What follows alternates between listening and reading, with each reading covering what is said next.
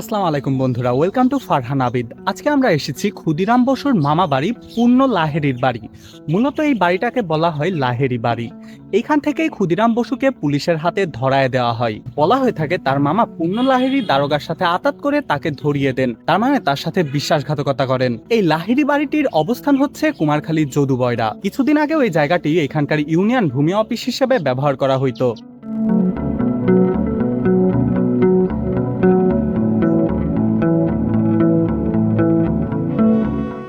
বাড়িটা একদম জীর্ণশীর্ণ পরিত্যক্ত হয়ে পড়ে আছে। দেখা যাচ্ছে পুরাতন গাছপালা জন্মায় রয়েছে, পেয়ারা গাছ, তাছাড়া এমনি এমনি অন্যান্য গাছপালা সহ অনেক কিছু। বাইরের নিদর্শন এখানে আর কি গোবর দেওয়া রয়েছে, তাছাড়া কাপড় টাঙানো, মরিচ শুকাইতে দিচ্ছে।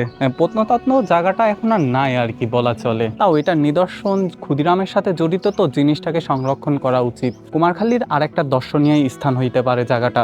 স্ট্রাকচারের ভিতটাও অনেকটা দুর্বল হয়ে গেছে আর কি। ভেতরের অবস্থান কেমন তা আসলে জানি না, ভিতরে যায় দেখতে হবে। পুরাতন স্থাপনা হিসেবে এই জায়গাটার কোনো যত্ন নেওয়া হয় নাই। আমরা এখন এর ভিতরে যাই দেখে আসি, তার মানে এখানে কি কি আছে আর কি, কেমন একটা অবস্থা। বাড়িটা একদমই পুরাতন, দেখাই যাচ্ছে যে ভেতরে কিছুই নাই। এখানে শেলফ করা আছে। তাছাড়া এই যে আরো ভেতরে যখন আসতেছি, এই পুরা জায়গাটাই ফাঁকা আর কি একদম। এই যে এইসব রুম সব পরিত্যক্ত, যত সম্ভব আটকানো। এই পাশেও দেখতেছি একটা রুম আছে। এই যে জানলাগুলা কাঠ আর বাঁশ দিয়ে লাগানো রয়েছে। এখানে সিঁড়িঘরও আছে, একদম পুরাপুরি পরিত্যক্ত। এই যে এই পাশে আরো একটা রুম আছে। আমরা 2 তলায় উঠতে পারি নাকি, তার মানে সিঁড়িটা দিয়ে 2 তলায় কোনোভাবে ওঠা যায় নাকি। আমরা এখন ভেতর দিয়ে 2 তলায় উঠতেছি। 2 তলায় উঠে দেখবো যে ছাদে ওঠা যায় নাকি। সিঁড়িটা তো ঠিকঠাকই আছে, দেখা যাচ্ছে ছাদে কিন্তু ঠিকই উঠা যাচ্ছে। এই যে এইখান থেকে তার পুরো ভিউটা দেখা যাচ্ছে ছাদের। এইখান থেকে ক্ষুদিরাম বসুকে ধরে ফেলা হয়েছিল মূলত। বিপ্লবী ক্ষুদিরাম বসু ব্রিটিশদের কাছ থেকে ভারতের মানুষের জন্ম অধিকার স্বাধীনতা ছিনিয়ে আনার যুদ্ধে ছিলেন প্রথম দিকের সর্বকনিষ্ঠ যোদ্ধা। 1908 সালের 30 এপ্রিল মূলত ক্ষুদিরাম বসু কিংসফোর্ডের গাড়ি ভেবে একটা গাড়িতে বোম নিক্ষেপ করে। সেখানে 2টা ব্রিটিশ নাগরিক মারা যায়। তারপরে 1908 সালেই তাকে ফাঁসিতে ঝোলানো হয়। যখন তাকে ফাঁসিতে ঝুলানো হয় তখন তার বয়স ছিল মাত্র 18 বছর 7 মাস। জেলার ফাঁসির আগে তাকে প্রশ্ন করেছিলেন, মৃত্যুর আগে তোমার শেষ ইচ্ছা কি? ক্ষুদিরামের উত্তর ছিল, আমি ভালো বোমা বানাতে পারি। মৃত্যুর আগে সারা ভারতবাসীকে সেটা শিখিয়ে দিয়ে যেতে চাই। এটা কোনো গল্প নয়, এটা একটা ইতিহাস।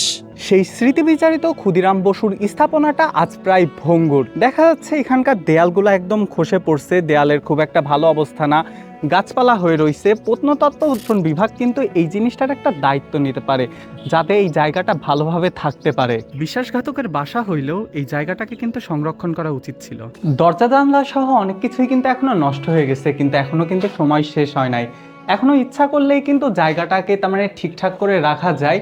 এখনো সিলিং ভেঙে যায় নাই। যেমন দেখছিলাম রবীন্দ্রনাথের যেই কাচারি বাড়ি ছিল, সেই জায়গাটা কিন্তু একদম ধ্বংসস্তূপে পরিণত হয়েছিল।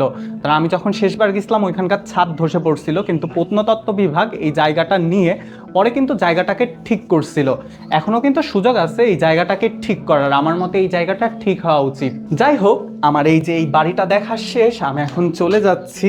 আমাদের এই গন্তব্যস্থানটা দেখা শেষ, আমরা এখন চলে যাব অন্য একটা খানে, শিলাইদাতে।